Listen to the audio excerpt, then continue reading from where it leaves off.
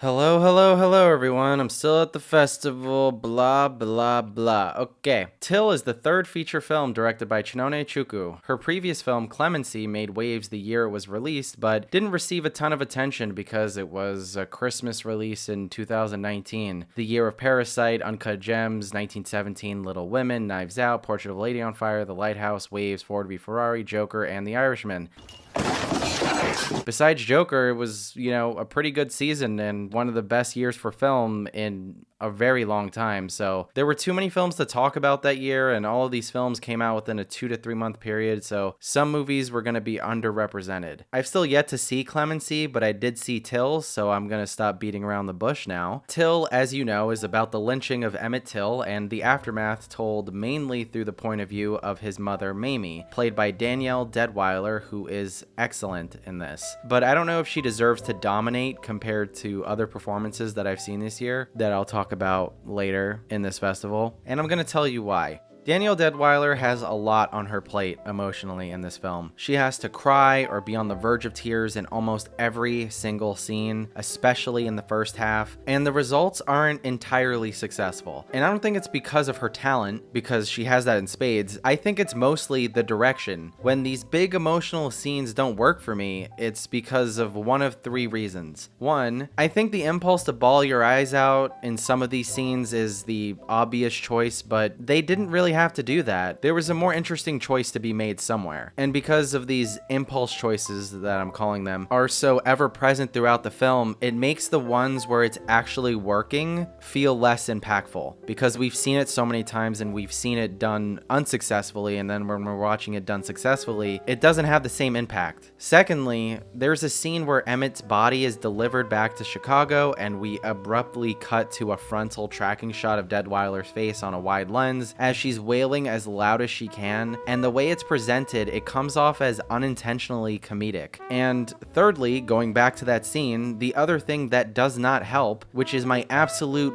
biggest gripe with this film, is the music. Holy shit. It's so loud and so manipulative. This film is about the lynching of a 14-year-old boy. The premise is already sad, traumatic, depressing, and everything in between. And the fact that it actually happened adds more gravity to the events you're dramatizing, so you don't need to have music during these moments whatsoever. It's not necessary. It's overkill, for lack of a better word. The most impactful moment in the film for me is when we see Emmett Till's disfigured corpse. And the music isn't playing until the end when we see Mamie making the decision in her head that people need to see what happened to him. I don't know if they saw that in the editing room and didn't take that as a clue to anyone involved that maybe they should pull it back with the music for the scenes before and after that moment, but fucking oh well. The prosthetic body was really well done and it was horrifying to look at, and Deadwyler hit all the right beats. But the scenes that are that well done are few and far between.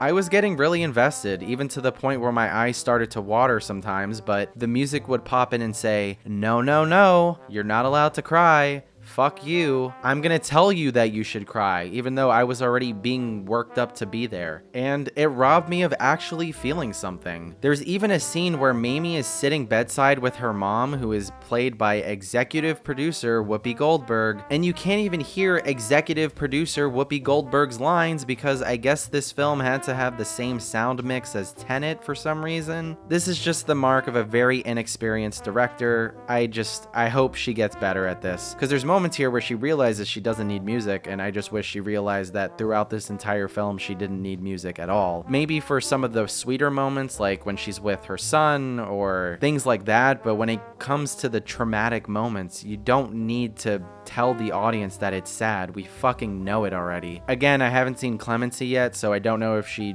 has this issue reoccurring throughout her filmography, but I hope that this is a one-time thing. There are other highlights though. This is not all bad. Sean Patrick Thomas plays Mamie's partner, and I legitimately can't remember if I've seen anything he's done since Save the Last Dance, but he has a standout scene in this film that makes me wish he was in more high-profile projects. Danielle Deadwyler makes her case for one of the best performances of the year, despite the other things I said getting in her way, and there's this nearly 7-minute shot of her in a close-up toward the end of the film defending her son, and it's captivating, it's electric, it's really great. If you take anything out of this review, review or from this film in general, it is that shot. Executive producer Whoopi Goldberg is barely in it, but she makes a big impression early and she is incredibly fun to watch. And the cinematography for the most part services the story in interesting ways, especially in the beginning and at the end. Overall, I think as a total package, Till is a standard biopic that isn't greater than the good moments scattered throughout. I don't know if this will have legs after award season is over in March, but I know it won't have any legs with me. If I want to see stories like this, I have a pick at the litter at this point. There are so many good social justice biopics out there, and I'm giving Till a 6 out of 10. Could probably be a 5 in the future if I see it again. I don't know. Definitely not a 7 or anything above that, unfortunately. If you enjoyed this video, hit the like button. If you agreed or disagreed or you're a moron, tell us in the comments. Subscribe if you haven't already. Share with your friends. Do all the things. The next film I am reviewing is Triangle of Sadness, which won the Palme d'Or at Cannes this year. And, yeah. Bye-bye. You have to get past the Avengers and Marvel shit at some point, okay? Other people make movies.